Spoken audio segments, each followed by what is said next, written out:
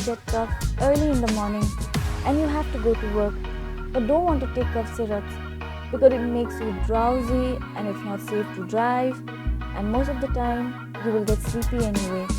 So what's the benefits in that? So today I'm going to share with you something that is really helpful and it has none of the side effects of cough syrup, with basic household ingredients that you can get in your kitchen easily and very inexpensive in fact. So at any point, if you find this video helpful, please do help us out by giving a like or subscribe. Thank you so much. Let's begin. Here is go back.